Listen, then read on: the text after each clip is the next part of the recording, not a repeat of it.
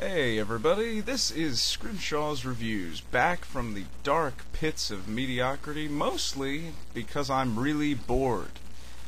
I'm pretty much bored of doing reviews of things that I like. It's just uninteresting. Woo, you reviewed Call of Duty 4. Who doesn't like Call of Duty 4? If you don't like Call of Duty 4, go out and shank yourself, because there's something wrong with you.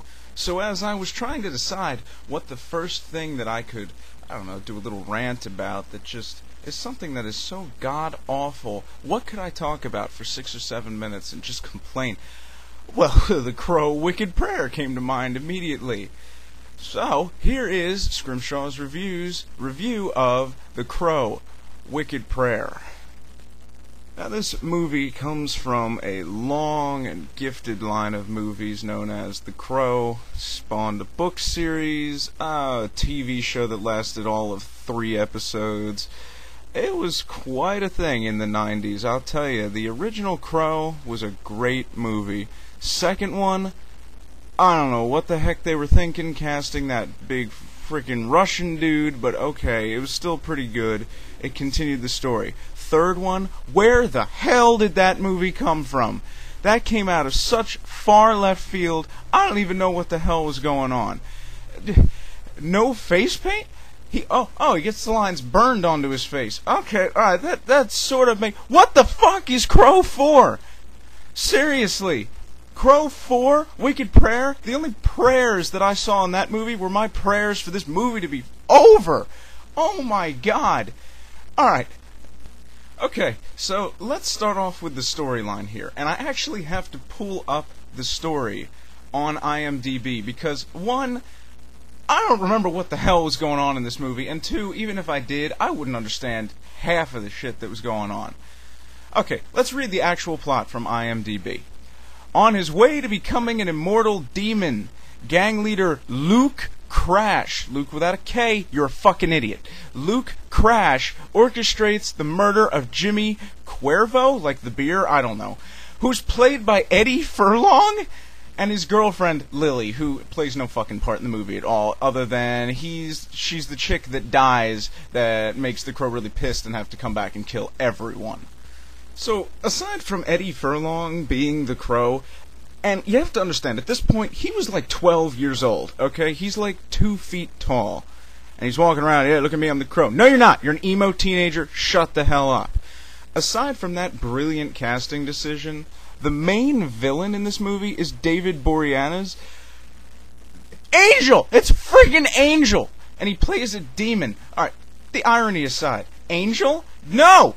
No! You're not allowed to be in anything that isn't made by Joss Whedon. If Joss Whedon owns your soul, then you are his bitch for life. Look at everyone in Joss Whedon's shows. They're all in the same things. He gets the same 4 fucking people to do every single show, and it works.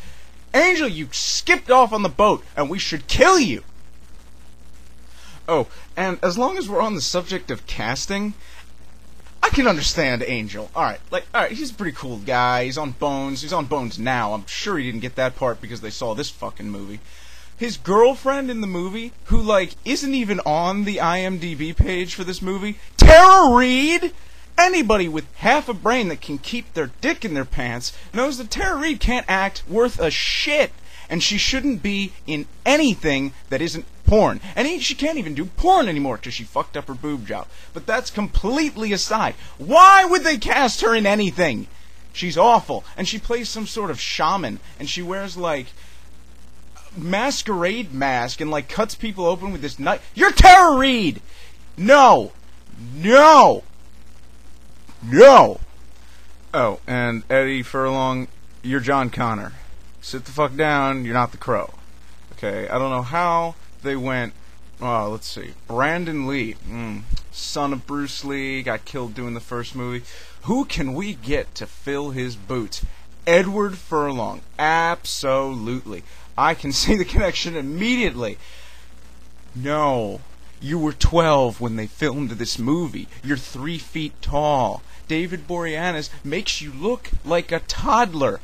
You're not the Crow. You're just some emo kid that thinks you're the Crow, and somehow you have powers. I don't know how they could have done that. And Oh my god.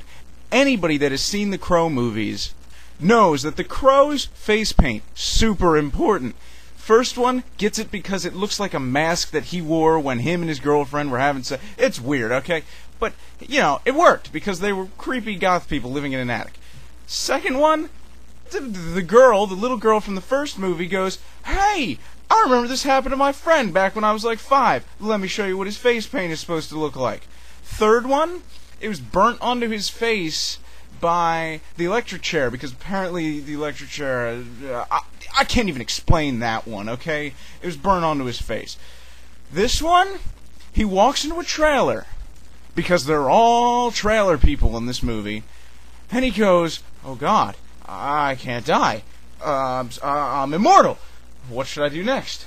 Is that a Sharpie marker? Oh yeah, let me just draw lines all over my face." What the hell? How? That was pretty much the guys writing the movie going, "Well, we need him to have the Crow face paint, but we can't think of any reason why he would actually wear it, so let's just have him draw on himself." That works, it's fine. So, long story short, the movie progresses with Eddie Furlong at the ripe old age of 12 years old, running around with a baseball bat, and all, which is pretty much bigger than him if he stood it up next to himself. And he's just beating the shit out of people, who are all like, "Wow, we really shouldn't be getting our asses kicked by this little 5-year-old running around."